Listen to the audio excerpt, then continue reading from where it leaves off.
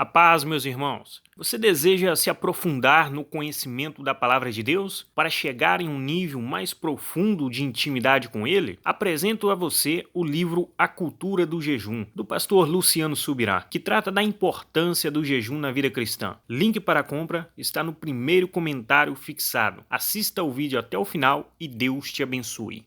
Nós precisamos entender o que é o conceito de casa de Deus e parar de acreditar que igreja é um lugar para se frequentar, uma mera comunidade para se pertencer. É um lugar de conexão entre céu e a terra. Quem está entendendo, diga amém. Com isso, Jesus está nos comunicando o quê? Que os moldes da igreja, da revelação do entendimento da igreja, são os mesmos estabelecidos na visão de Betel. Dito isso, eu gostaria, em segundo lugar, depois de dar o panorama do que é a visão bíblica de casa de Deus, que a gente avaliasse a primeira revelação de Jacó, do texto que lemos de Gênesis 28. E depois disso, em terceiro e último lugar, nós vamos avaliar a segunda experiência de Jacó em Betel, que eu chamaria de uma revelação complementar. Então, voltando a Gênesis 28, nós temos pelo menos 3 verdades sobre a igreja que precisam ser destacadas. A primeira delas diz respeito ao lugar da manifestação da presença de Deus. Quando se usava o termo casa, se falava de um lugar da morada. O lugar onde alguém mora é o lugar onde a sua presença é encontrada. Um dos primeiros conceitos ligados à igreja é de que ele ou ela é o lugar da manifestação da presença de Deus. Em Gênesis 28:13, a Bíblia diz que ao acordar, na verdade, antes mesmo de acordar, enquanto sonhava, a Bíblia diz que ele viu que havia uma escada cujo topo atingia o céu, anjos subiam e desciam, mas ele diz, o Senhor estava perto dele. Ou seja, o Senhor não está nem no céu e nem na escada. O Senhor já estava em pé ali na terra. A primeira percepção é o lugar da presença de Deus. No verso 15, Deus no sonho diz para ele, eis que eu estou com você e o guardarei por onde você for. Farei com que você volte para essa terra, porque não o abandonarei. Não só todo o seu lado, mas vou continuar, como diria o bom mineiro do interior, agarrado em você. Não desgrudo, não te largo até que eu cumpra aquilo que te prometi. Deus está dizendo, a revelação da casa de Deus é um lugar onde a minha presença se manifesta. E se manifesta de forma a afetar vocês. A gente costuma dizer que Jacó, quando lutou com o anjo no Val de Jaboque, diz, não te deixarei enquanto não me abençoares. Como se ele tivesse inventado essa fala. Ele copiou, quem falou isso primeiro foi Deus, muito tempo antes. Deus disse, eu não te deixarei enquanto não tiver cumprido tudo aquilo que eu te prometi. Sabe, eu e você precisamos entender que antes mesmo da nossa disposição de dizer eu não te largo, ele está dizendo que não te larga sou eu. Quem toma a iniciativa sou eu, quem começa esse processo sou eu. E sabe, o conceito da manifestação da presença de Deus está aí. No verso 16, quando ele acorda, ele diz, o Senhor está nesse lugar. E eu não sabia. O que significa que eu não sabia? Que a presença de Deus pode se manifestar, mas isso não significa que necessariamente você vai desfrutar, a menos que se conecte. Nós precisamos entender isso. Deus não passou a estar naquele lugar a partir do sonho. Ele diz, o Senhor já estava aqui. Acho que aqui caberia o cântico de antigamente. Quando eu cheguei aqui, meu Senhor já estava. O lugar da presença de Deus. Eu quero realmente encorajar a ter um posicionamento de acreditar que as verdades ligadas à manifestação da presença de Deus é que Ele não vem meramente para fiscalizar o que é que está acontecendo ou como eu e você estamos nos comportando. Com a intenção de Deus, quando fala de estabelecer uma morada entre nós. Nós precisamos voltar lá na criação. Então vamos de novo lá para o Jardim do Éden, onde tudo começou. Ao criar o primeiro casal, eu comentei agora há pouco que Deus não respeitou nem a lua de mel. Ele estava lá todo dia. O que é que Deus estava dizendo? Eu quero ter comunhão com vocês, eu quero me relacionar com vocês. Quando o homem peca, qual a primeira pergunta que Deus faz a Adão? Deus não pergunta o que é que você fez, cara. A pergunta de Deus é onde você está. Qual a diferença entre uma coisa e outra? Para mim está dizendo, o problema não é o que você fez, o problema é para onde o que você fez te levou para longe de mim. Ou seja, Deus está dizendo, eu quero você de volta. E nós precisamos parar de acreditar que o Evangelho veio só trazer a remoção da condenação de um pecado cometido, mas não restaurar a ideia de comunhão, de conexão, de intimidade. Salmo 25:14 diz: a intimidade do Senhor é para aqueles que o temem, aos quais Ele dará a conhecer a sua aliança. O propósito da manifestação da sua presença, antes de mais nada, diz respeito à comunhão. Deus quer que nós o desfrutemos por quem Ele é. Mas inevitável e consequentemente, isso também significa intervenções, manifestações. Ele está dizendo: eu vou te guardar, eu vou te abençoar, eu vou te fazer prosperar, eu não te largo até cumprir tudo aquilo que eu te prometi. Mas mesmo quando falamos de intervenção, não se trata meramente de Deus tentando simplesmente nos mimar. Significa nos abastecer, nos dar recursos e condições para que um propósito seja cumprido. Eu não te deixo até cumprir o que eu prometi. Deus está dizendo: não é uma bênção sem propósito, é uma capacitação, são ferramentas e recursos para que você cumpra o propósito. Ser parte da igreja é estar inserido dentro de um propósito. Deus tem um projeto extraordinário. Um dia encontrei uma pessoa que estava toda empolgada porque tinha sido contratado por uma empresa multinacional. Nós estamos em mais de 100 nações. Falei: grandes coisas, eu estou inserido no maior empreendimento do universo. Nós precisamos entender a grandeza daquilo que Deus nos inseriu e o propósito pelo qual nós nos tornamos parte disso. Não para sermos meros espectadores, não para ser só gente que desfruta, mas para sermos cooperadores de Deus dentro do processo. A segunda verdade, depois de entender a presença de Deus, diz respeito a entender essa ligação entre terra e céus. A porta dos céus significa duas coisas. Em primeiro lugar, é o meio através do qual os céus podem entrar na terra. Deus deseja influenciar a terra com toda a realidade e recursos do céu. É por isso que em Mateus, no capítulo 6, no verso 10, nós somos ensinados a orar: venha teu reino. O reino precisa vir dos céus sobre a terra. Seja feita a tua vontade. O reino é o lugar onde a vontade de Deus prevalece, onde Ele governa. Seja feita a tua vontade aqui na terra, da mesma forma como ela é feita nos céus. Então, Deus usa esse portal para dizer: o meu reino vai invadir a terra, vai se estabelecer dentro da terra. A ideia dessa conexão de terra e céus, para mim, fica muito clara. Não apenas quando Jesus, depois de dizer a Pedro: eu vou edificar a minha igreja, Ele também diz: lhe darei as chaves do reino dos céus. Mas depois, quando Jesus está ensinando sobre oração, na sequência, em Mateus 18, 18, Ele volta a repetir: em verdade lhes digo que tudo que ligarem na terra terá sido ligado nos céus, e tudo que desligarem na terra terá sido desligado nos céus. A palavra ligar e desligar tem um sentido no original. Significa prender e soltar. A Bíblia diz que Ágabo, quando vai profetizar sobre Paulo, a Bíblia diz que o ligou com o cinto, o prendeu. Prendeu um no outro com o cinto. Quando Jesus dá ordem para que as pessoas desatem Lázaro depois da ressurreição, a expressão no original é desligai-o. Por quê? Quando se passava pelo processo, de embalsamar o morto, eles enrolavam os panos. Eu fico tentando imaginar a condição em que Lázaro sai da tumba.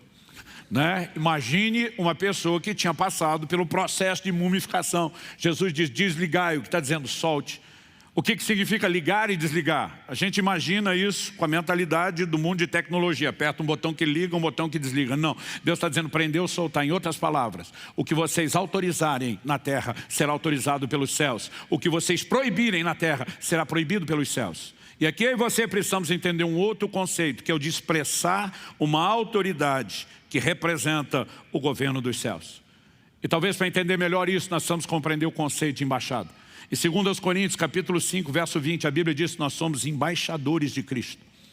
Se você vai a Brasília, por exemplo, no setor de embaixadas, entra em qualquer embaixada, seja Estados Unidos, da Dinamarca, a partir do momento que você colocou o pé dentro da embaixada, você não está mais em solo brasileiro, você está em solo estrangeiro. Se estiver na embaixada dos Estados Unidos, as leis que regem aquele lugar são a do governo dos Estados Unidos. Se estiver da Dinamarca ou de qualquer outro país, são aquelas que regem aquele governo, que é representado por aquela embaixada. E as pessoas que estão ali são autoridades do outro país, não do local. Representa a autoridade de quem os enviou. O que é que eu e você precisamos entender? Que como embaixadores de Cristo, eu e você carregamos a autoridade dos céus. Nós representamos os céus. Por isso que Jesus, que veio curando enfermos, expulsando demônios, enviou seus discípulos dizendo: vocês vão fazer o mesmo.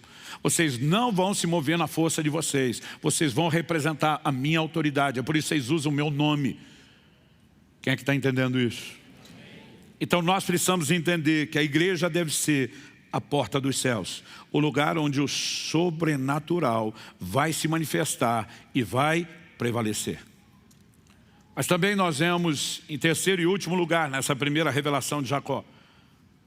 Primeiro, a presença de Deus, a segunda, ligação entre terra e céus.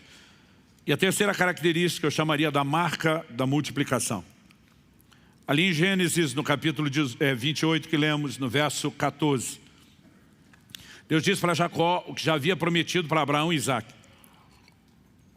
Sua descendência será como o pó da terra. Você se estenderá para o oeste, para o leste, para o norte, para o sul. Em você e na sua descendência serão benditas todas as famílias da terra. A marca da multiplicação. Multiplicação é parte do projeto de Deus para a humanidade desde o início. A Bíblia diz que Deus abençoa. Às vezes a gente pensa que bênção é só reversão da maldição. Mas Deus abençoou o homem quando ainda não existia maldição. Logo a bênção não é mera reversão de maldição. A bênção é uma força capacitadora para o cumprimento de um propósito. E a bênção da multiplicação nos pertence. Desde o primeiro homem, passando pelos patriarcas, por todas as promessas. Deus fala isso no contexto da revelação de casa de Deus. E Ele está dizendo, eu quero que multiplique. Por quê?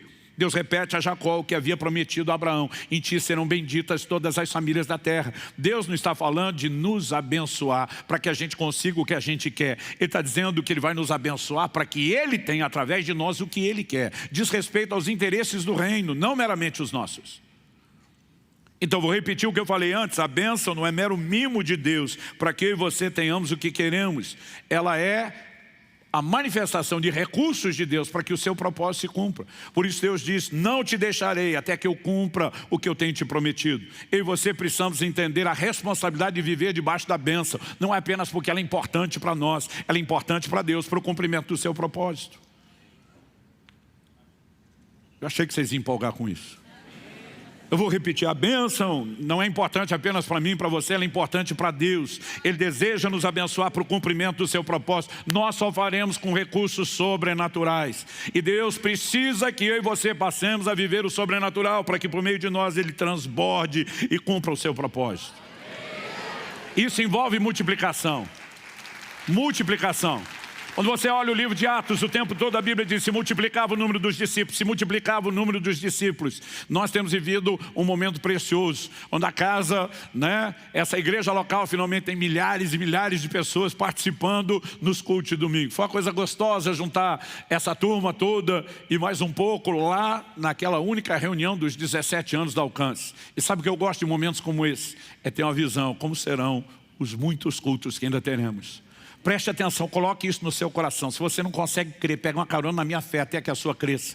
Nós seremos uma igreja extraordinariamente grande. E o nosso anseio, a nossa paixão de crescer não pode ser porque nós precisamos achar que estamos competindo com outros. Não estamos.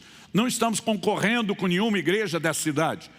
Nós precisamos entender que nós estamos competindo e concorrendo com o inferno. Esse é o nosso inimigo. Esse é o nosso grande fornecedor. É de lá que nós vamos tirar as almas. E nós precisamos crescer porque esse é o sonho de Deus. A Bíblia diz que Deus deseja que todos se salvem. Aleluia que você foi alcançado, mas quantos milhares de pessoas nessa cidade não foram? Quanta gente precisa ser alcançado e precisa ter um combustível dentro de mim e de você. Nós precisamos crescer. Eu fico empolgado com vendo cada vez mais batismos, com cada vez mais gente nova chegando, com cada vez mais gente sendo salvo, mas algo precisa encher o meu e o seu coração. Deus nos chamou para ser parceiros dele, num projeto extraordinário de multiplicação. Ele deseja alcançar o maior número de pessoas possível. E nós precisamos entender que a multiplicação não significa um engrandecimento pessoal. Significa o cumprimento do propósito dele. Significa que Deus não quer apenas que o céu entre por esse portal na terra. Deus quer que essa porta dos céus seja aberta para que as pessoas da terra entrem no céu. E quando chegarmos diante do Senhor, a minha vontade é poder fazer uma declaração parecida com o que o livro de Hebreus cita Jesus na sua chegada. Eis-me aqui, e os filhos que Deus me deu. Eu tomei uma decisão de eu não vou para lá sozinho, eu vou carregar uma tropa comigo, eu quero carregar muita gente comigo, e cada um de nós precisa entender que isso é parte de um chamado. A multiplicação não era Deus dizendo, vou te dar uma descendência numerosa, mas você acha que você é o cara. Deus está dizendo, eu quero abençoar as famílias da terra, eu tenho um projeto para a terra, e eu preciso me multiplicar por meio de vocês para alcançar o que eu quero. A barca da multiplicação.